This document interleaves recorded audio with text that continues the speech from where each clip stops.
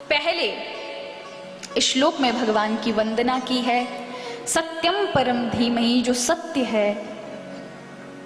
अब कई लोग कहते हैं, अब दो संसार में दो लोग हैं ना, दो ऐसे ग्रुप हैं, एक कहता है ईश्वर है, एक कहता है ईश्वर नहीं है। एक कहता है ईश्वर पर हमें विश्वास है, एक कहता है हमें विश्वास नहीं है। पर अगर देखा जाए तो इतना झंझट लगाने की जरूरत नहीं है।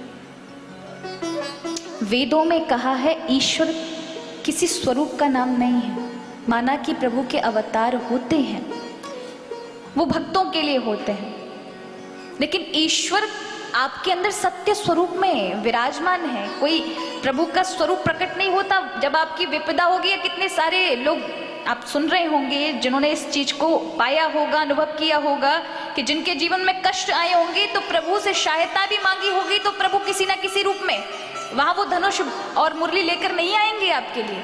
वो प्रभु का अवतार स्वरूप है, उसका आप ध्यान करके उनकी आराधना कर सकते हैं। लेकिन प्रभु असंख्य स्वरूप किसी भी रूप में आकर आपकी मदद करते हैं।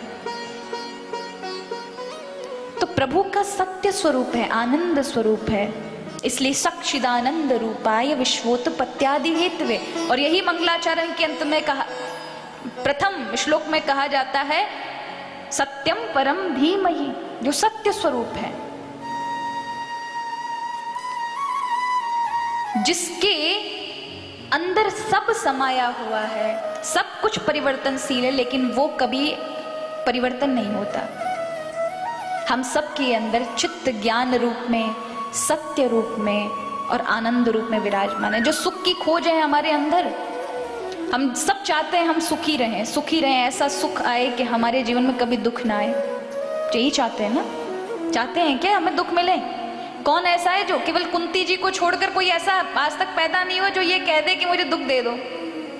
सभी ये कहते हैं कि दुख जाए, दुख जाए। दुख के लिए तो बवाल है, बस सुख चाहते हैं, सुख चाहते हैं। भूल जाते हैं कि दुख भी यदि प्रारब्ध है तो सुख भी प्रारब्ध है, कि आप जो सुख भोग रहे हैं वो पुण्य नष्ट होंगे और फिर दुख का आगमन होगा। पुण्य का क्षय होते ही दुख का आगमन। तो जिस तरह से दुख प्रारब्ध है तो सुख भी प्रारब्ध है। उन सुखों में भगवत नाम गाएं, प्रभु की सेवा बढ़ाएं, गौ माता की सेवा करें, दीन दुखियों की सेवा करें, जिससे पुण्यों की समाप्ति ना हो। तो दुख जीवन में आते हैं प्रारब्ध के कारण, लेकिन जो सुख की कामना है वो इसलिए है क्योंकि तुम्हारे हृदय के अंदर जो आत्म चेतन बैठा है वो उस सुख स्वरूप परमात्मा का ही अंश है। यानी सुख के समुद्र में, आनंद के समुद्र से एक बूंद निकाल करके आपके शरीर में डाल दी गई है। तो क्या चाहेगा? सुख, सुख को चाहेगा ना। भगवान आनंद स्वरूप है, तो हमारी जो लालसा है आनंद और सुख पाने की, वो प्रभु के कारण है, क्योंकि हम उसके अंश हैं। तो हमारे अंदर सुख पाने की जो अभिलाषा है, और हर जगह सुख पाने की हम खोज करते हैं, लेकिन कहीं नहीं मिलता। मिलता है क्या? हम जब छोटे थे तो चॉकलेट में खुशी थी ना, चॉकलेट में सुख मिलता था। एक नन्हे से बच्चे को 1 करोड़ रुपए रख दिया जाए, एक अमूल की चॉकलेट रख दी जाए, क्या लेगा? 1 करोड़ नहीं, चॉकलेट। क्यों? क्योंकि उस समय उसका सुख उस चॉकलेट में है। अभी उसे इतना ज्ञान नहीं है कि 1 करोड़ कितना होता है। पूरे जीवन में चॉकलेट बैठ के खाएंगे, पर उसे उस समय ज्ञान नहीं होता। और जैसे जैसे ज्ञान, वैसे वैसे इच्छा, वैसे वैसे सुख के साधन अलग अलग। पर जीवन की इस पूरी यात्रा में कभी तृप्त हुए नहीं। अब थोड़ा और दिमाग आया, अच्छा इससे भी बड़ी चीज होती तो वो चाहिए, वहां तक पहुंचो, उससे भी बड़ी चीज होती फिर अब वो चाहिए। इस दौड़ धूप में, इस यात्रा में हम कभी भी विराम नहीं लेते, क्योंकि सुख तो केवल प्रभु के भजन में महाराज। इसलिए बड़े बड़े अरबपति खरबपति छोड़ जाते हैं पूरे सब कुछ, धन संपदा को, और बैठ जाते हैं एकांत में।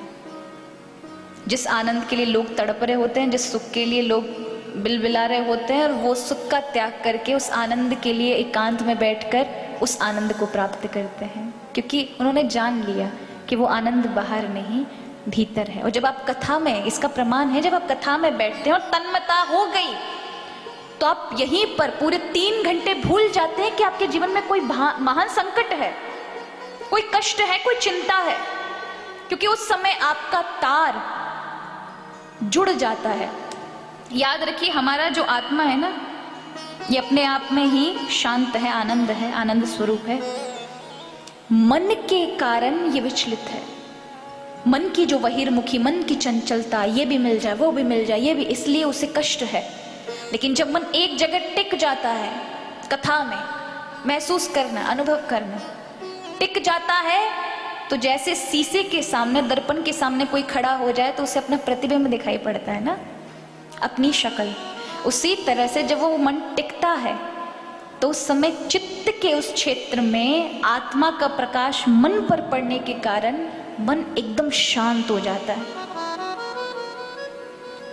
एकदम आनंद में।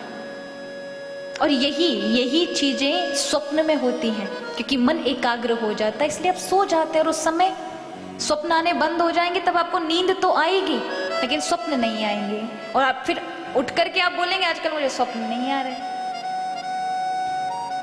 और नींद में आप कितना आनंद लेते हैं, कोई आपको उठा दे तो आप गर्म हो जाते हैं। तो उसी तरह से प्रभु आनंद स्वरूप है, सत्य स्वरूप है, जिनके बिना जीवन प्रथा है, जिनके बिना जीवन किसी काम का नहीं। इसलिए सत्य परमात्मा है, उनका नाम है, उनका आश्रय लेना चाहिए। तो यहाँ धामना स्वेन सदा निरस्त कुहकम सत्यम परम धीमहि, दूसरे श्लोक में बताया कि हम किसको गाएं। तो का धर्म प्रोजित केतवो अत्र परमो निर्मत्सराणाम सताम, कि अब हम धर्म के विषय में जानने जा रहे हैं। कौन सा धर्म? केतवो अत्र निर्मत्सराणाम सताम, जो सहजता को प्राप्त करा दे। ये जो कथा है ये क्या देगी? बोले भैया वास्तव मत्र वस्तु शिवदम तापत्रयोन मूलनम, वास्तव चीज को पकड़ाएगी, जीव माया और जगत का विषय का भान कराएगी, स्वयं परमात्मा का बोध कराएगी। और क्या कराएगी? तापत्रयोन मूलनम, जिस दुख से हम दुखी रहते हैं उसका उन्मूलन कर देगी, निर्मूल कर देगी, हटा देगी उसको जड़ से।